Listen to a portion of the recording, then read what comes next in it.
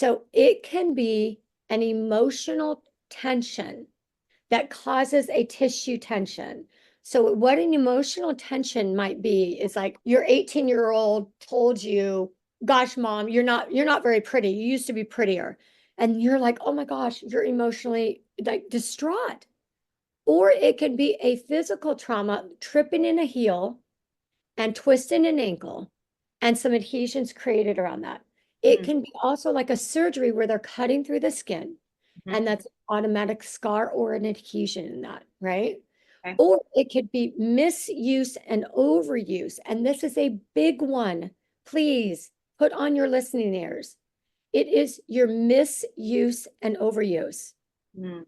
Every client, whether working with me remotely and I teach them how to use the tools on themselves, or I've got someone here in my treatment room, I'm starting with a postural assessment because if we have got a rounded over shoulders and the fascia is a continuous system, it's going to be torquing on it everywhere.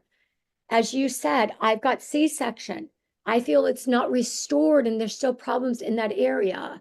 Well, tell you, Lise, it's affecting your whole body because it's a continuous system. So you're noticing it more there.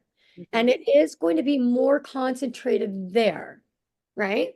But we need ways to unadhere them and get them moving because if it is superficial scar, it's clamping down on our lymphatic system. And then if it's clamping down on the lymphatic system gets more gelatinous and doesn't flow through, which is our debris cleaning system.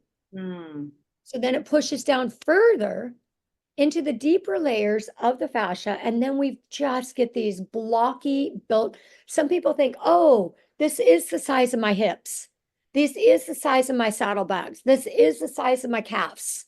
This is the size of my arms. And I'm like, no, all of this is just bound fascia on top of each other, scar on top of scar on top of scar on top of scar.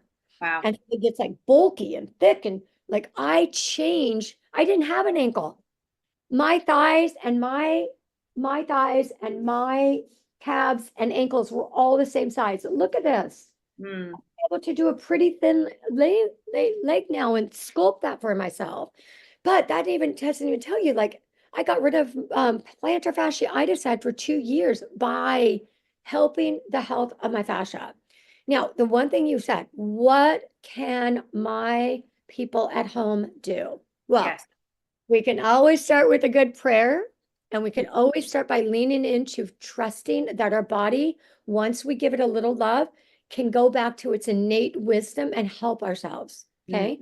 So if we don't have a scar, we haven't had a cut from a medical doctor through our skin or slicing something that's been repaired, then what we want to do is we want to do a lot of things like stretching, 3D stretching, rotation of things, work on our posture, and maybe skin brush to get that lymph fluid moving through better.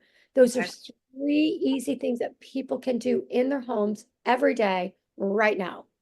Stretching, dry brushing, and what was the third?